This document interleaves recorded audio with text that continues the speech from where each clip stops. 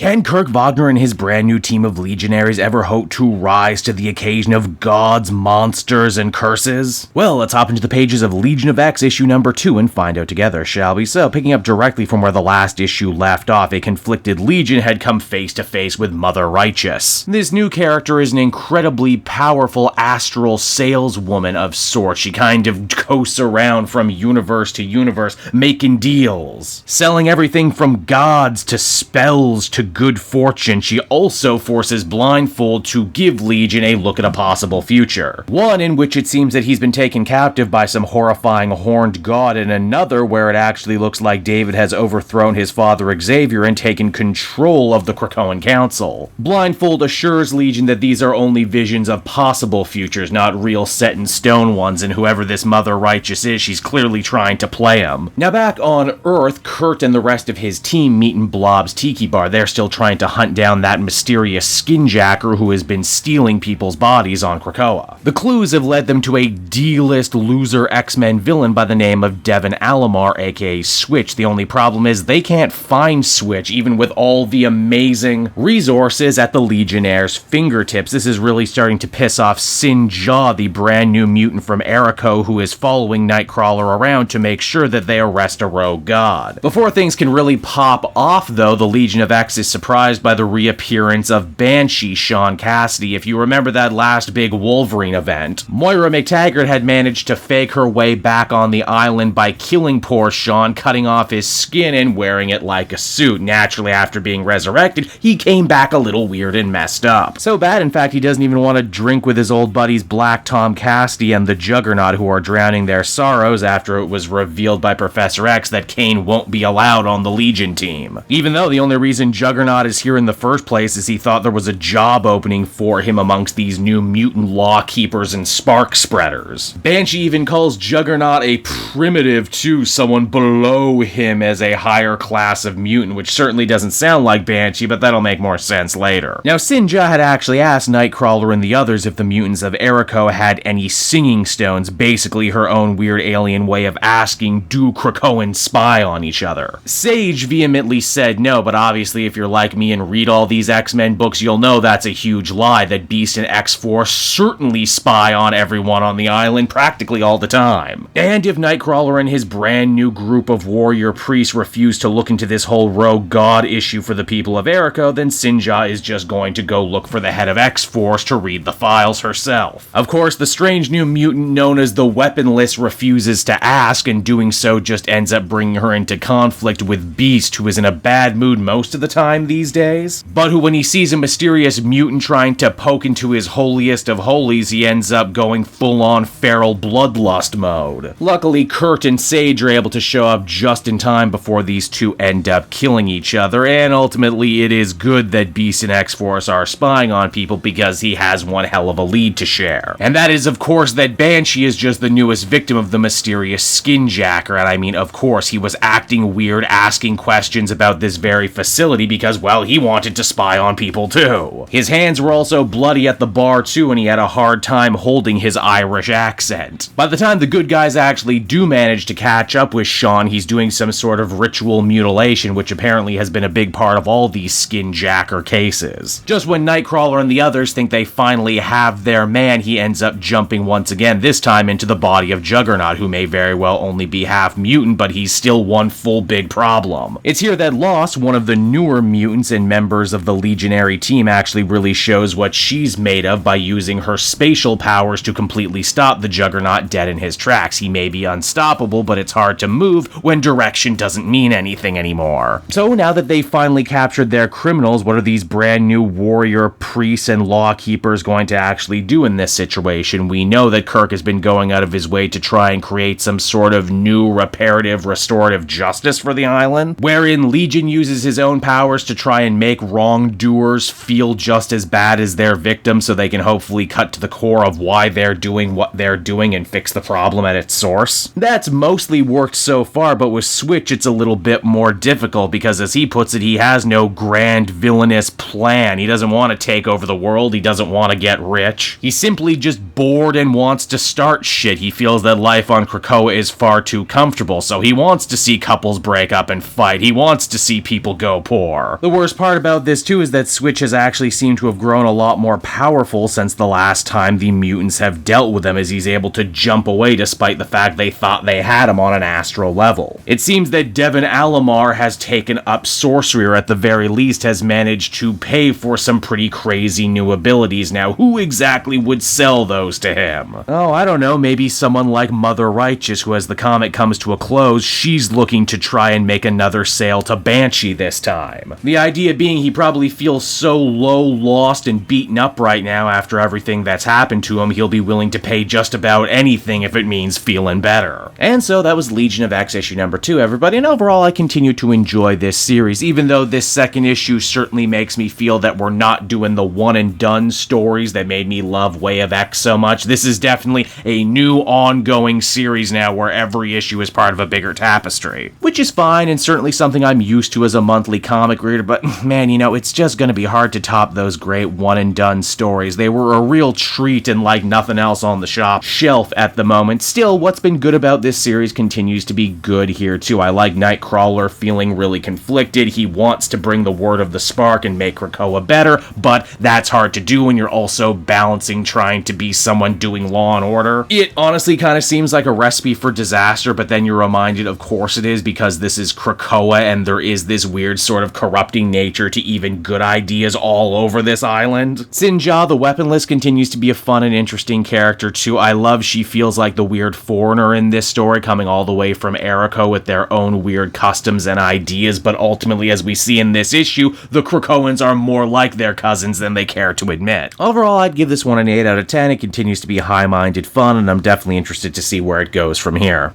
Hey there everyone, it's your pal Cape Joel again, and if you're seeing my face right now, that means you watched to the end of the video, and I'll always be grateful for that. Retention helps in this crazy YouTube game, and so does becoming a patron. If you head on down to the description, you can find a link to my Patreon page.